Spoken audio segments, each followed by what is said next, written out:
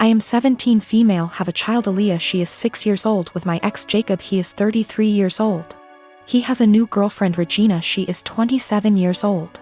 We just finalized a court order he requested after meeting her and currently have complete 50/50 custody. Regina has always been a little too involved and believes that since she trains parents to parent, she knows everything. Every time I ask Jacob for help with Aaliyah, he comes with suggestions from Regina instead of workshopping things between the two of us. She has been overstepping for years. Jacob and I are pretty much parallel parenting now and do everything separate, including birthdays and even parent-teacher conferences. He brings Regina with him to his meetings. Regina picks Aaliyah up from school every day because I don't get off work in time, and he did not want to pay for the after-school program, since he did not need it during his time. So of course he jumps at the opportunity to involve Regina. Well, I currently am trying to find a car because I lost mine, so she ends up bringing Aaliyah to my home instead of our meeting point. When she showed up with my daughter, she was being really quiet and looked sad. When I asked her what was wrong, she wouldn't tell me, so I confronted Regina at her car, who said she took away Aaliyah's tablet and TV time because she refused to do her homework and kept her home from cheerleading practice until it was done, so she missed it. Aaliyah loves cheer, and this was just cruel to me. It's something she and Regina connect over, and she got her all into this sport just to use it as a tool to control her? To rip away when she feels like it? She's 6 years old, and that was not her place. I have told her before she was not allowed to discipline, but she said, if she is going to have Regina in her care, she will have to discipline her, and since she does not yell or hit, she doesn't understand the problem. I told her she is not a mom and should not be acting like one.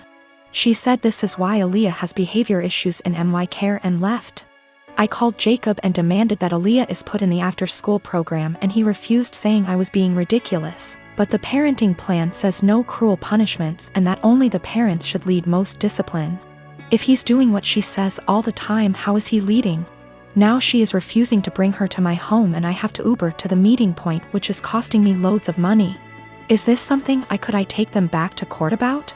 Edit to add that she keeps her for a couple hours after school until I get off. That's how she had enough time to discipline her. Yes, there is a clause about meeting partners. She's been around a few years, that's not the issue. She's just too involved in parenting and has been for a while. I feel like there are certain boundaries that should be in place and certain things only parents should handle, like discipline and PT conferences, etc. She claims she kept trying to get her to do her work, but she just refused, saying she wanted to play on her tablet instead. She should have called me or her dad when this happened. Cheerleading was Regina's idea. She was a cheerleader and pushed for Aaliyah to join. Aaliyah fell in love with it, and now I feel that Regina is using that to control Aaliyah. Do what I say or no cheer. She's 6. If she kept refusing to do her homework, she should have called me to discuss a consequence. If she's alone with Aaliyah during either parent's time, she needs to discuss with both parents what the course of action should be for discipline. She is not a teacher. She is not a professional we are paying for, therefore guidelines need to be followed. Me and Sil, Daisy, have been friends since high school, 15 years ago. I started dating her brother, Dan, when we were all in college. Daisy married Matt sometime after I married Dan 10 years ago. Matt and Daisy wanted a baby and starting trying right after marriage, but they were having a lot of trouble. I am talking multiple failed IVFs, multiple late-term miscarriages, one of which was a stillbirth. The struggle went on for 7 years. I have helped her immensely through everything, financially and emotionally. Matt is unsympathetic sometimes. He behaves as if it's a batch of bad cookies and immediately guilts her into trying again. So, it always was up me and Dan to take care of her. Despite many talks from me and Dan, she remained married to him and kept trying again and again. We have had many offers to leave the state / country for a better job, but didn't because we were scared to leave her alone. 3 years ago, I got pregnant. We broke the news gently to Daisy one day. She got real quiet and then asked us to leave. Later, she sent me an email saying she doesn't want to see me or Dan anymore and that this is all too much. We tried to console her but didn't work, so gave her space. 2 weeks before I was supposed to give birth, Dan passed away in an accident. I don't have any family except for Dan and Daisy. Daisy refused to attend the funeral because she will have to see me the day before the funeral, and I called her and begged her to come. I didn't think that I would be able to go through that without her. She hung up on me and didn't attend the service. Soon after that, I gave birth and I decided to move to another state.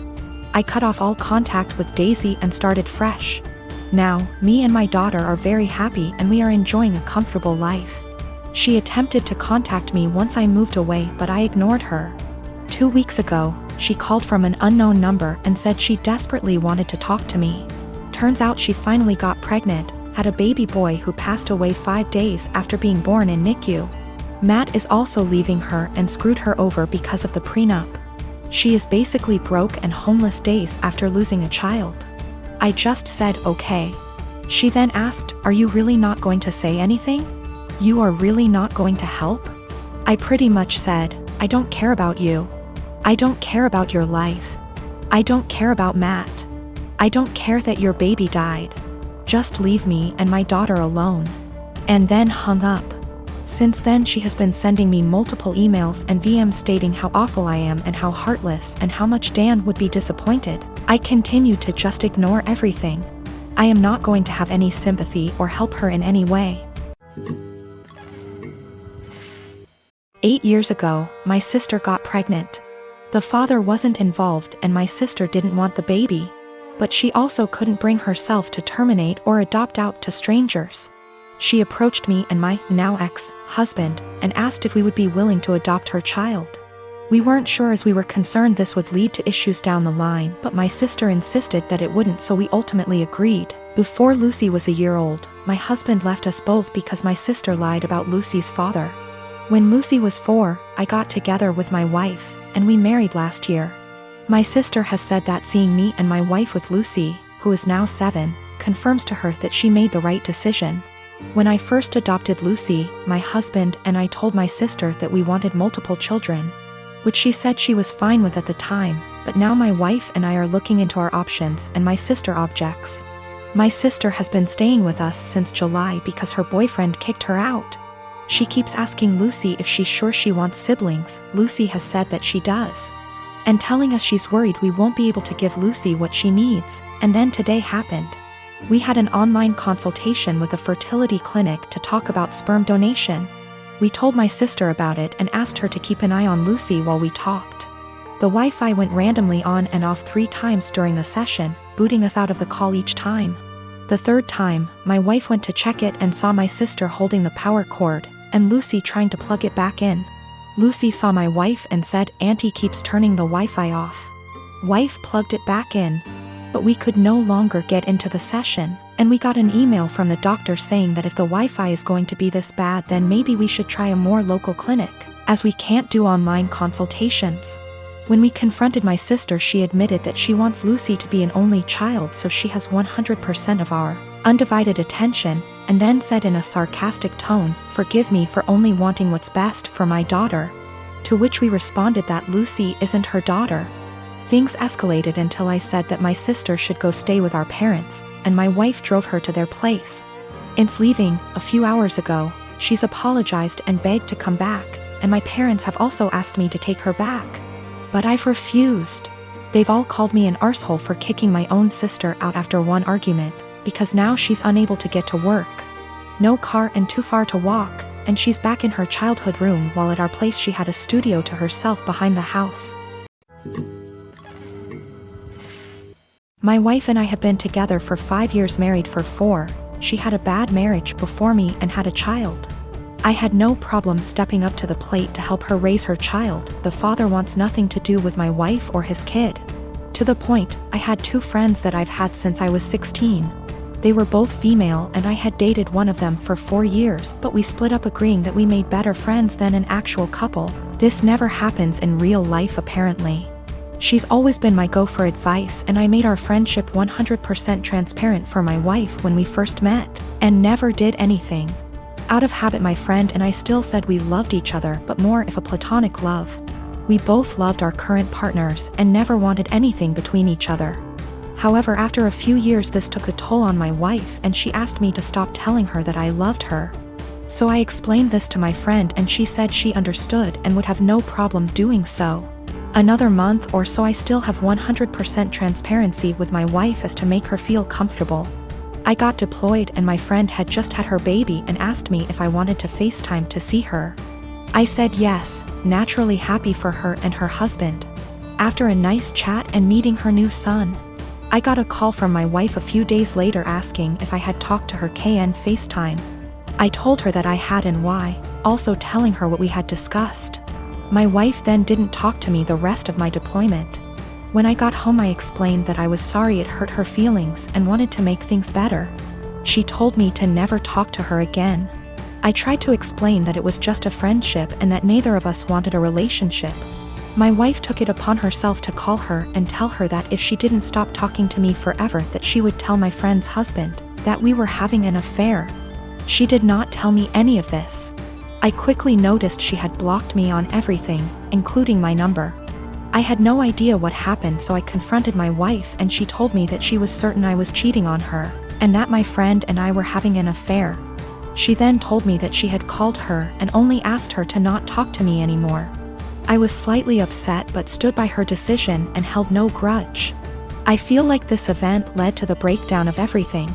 She started to have no trust in anything I did, constantly going through my phone, and she would constantly lock her phone, or lock herself in the bathroom talking to someone on the phone. She started blaming her job for her unhappiness. I told her that I could pull extra hours at work if she wanted to quit to find a new one. She quickly quit her job and made no attempt to find work again. I was enlisted at the time. She said she hated that I was gone all the time, so I offered to go reserves to be with her more. She said that would fix it. So I got a civilian job that paid decent, but we had to move. The job is stressful and I'm not very fond of being a civilian. She has now come to the conclusion that I need to get out of the military and quit my civilian job, and we to move again, and that's the only way she'll be happy. I feel like I've given up everything for her to be happy. I'm trying to show her the logic that there is no way for us to survive if neither of us works. I love my wife and don't want a divorce, but I feel like she will never be happy and I'm not sure how to fix it. She blames everything on me and says that I'd be happier with someone else, or says she's leaving again. I'm currently deployed again, and the last week I was home she wouldn't talk to me or spend time with me and our daughter. She would lock herself in the bedroom all day. Then at night she would call me names and say I don't care about her and I never spend time with her.